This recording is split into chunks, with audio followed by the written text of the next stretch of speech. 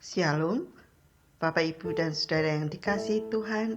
Hari ini kita berjumpa di dalam Sapari, Sapaan Rohani Immanuel, Selasa tanggal 6 Agustus 2024.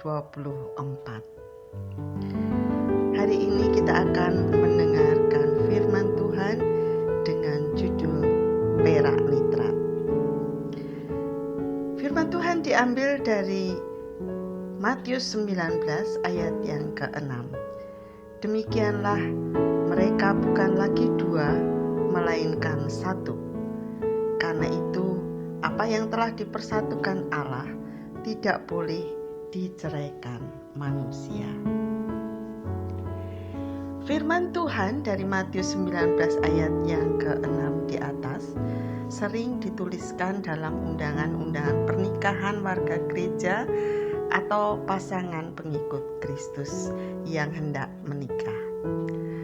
Dan tentunya firman Tuhan itu sebenarnya bukan hanya impian semata dari calon mempelai, tetapi juga menjadi harapan akan kelanggengan sebuah pernikahan, yaitu doa, upaya, dan sekaligus kesaksian Kristen dari pasangan-pasangan Kristen bagi mereka yang di luar Kristus.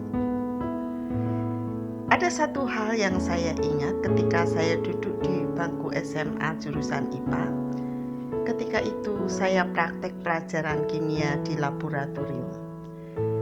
Kami diminta untuk melarutkan dua larutan kimiawi, yaitu AgCl atau perak klorida dan HNO3 atau asam nitrat.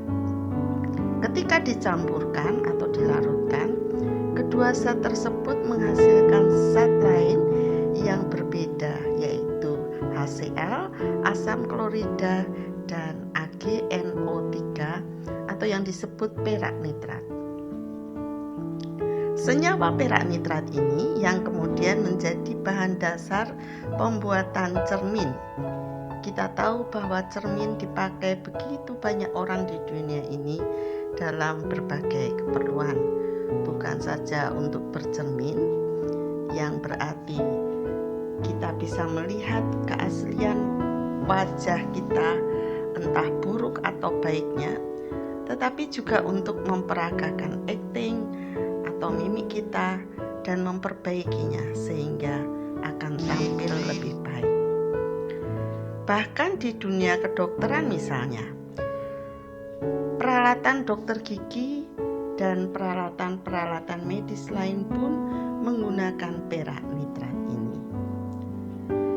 Mengingat pengalaman ini, saya dan kita semua jadi merenungkan bagaimana Allah membentuk satu pria dengan satu wanita, satu laki-laki dengan satu perempuan di dalam ikatan pernikahan. Dua ciptaan Allah yang berbeda ketika diikat dalam pernikahan itu seperti perak nitrat atau cermin dan asam klorida yang jauh lebih banyak fungsinya bagi banyak orang. Bukan saja untuk dirinya sendiri, tapi juga orang lain.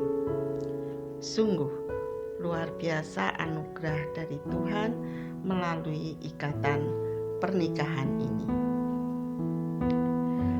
Bapak, Ibu, dan Saudara yang dikasihi Tuhan, apakah yang telah terjadi dengan pernikahan kita?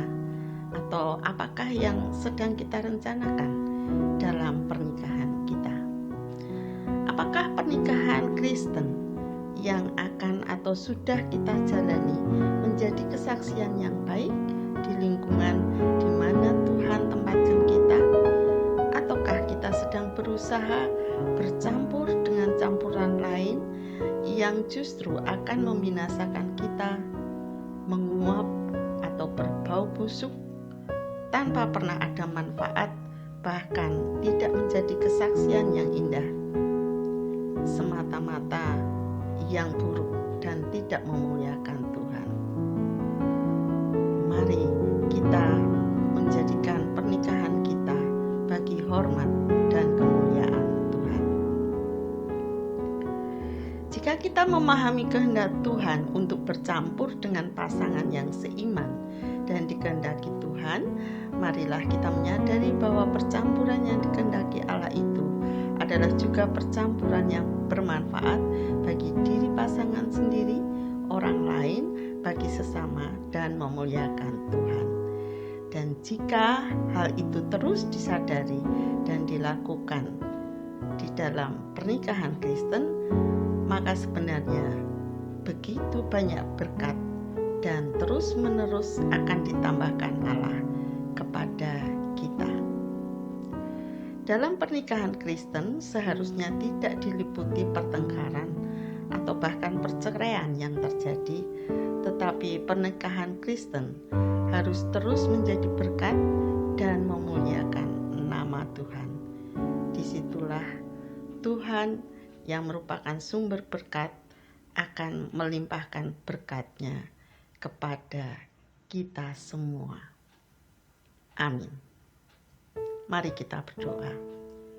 Bapa di dalam surga, kami mengucap syukur Tuhan untuk firman-Mu hari ini yang mengingatkan kami betapa Engkau sebenarnya sudah menyediakan berkat bagi kami yang merencanakan pernikahan atau sudah ada di dalam pernikahan, baik di waktu yang masih relatif singkat ataupun yang sudah lama.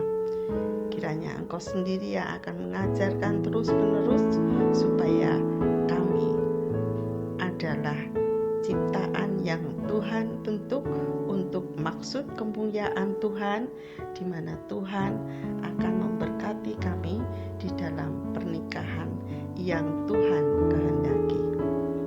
Terima kasih Tuhan untuk firman-Mu. Kami mau menyerahkan diri kami ke dalam kuasa tangan kasih-Mu. Di dalam nama Tuhan kami Yesus Kristus, kami sudah berdoa. Amin.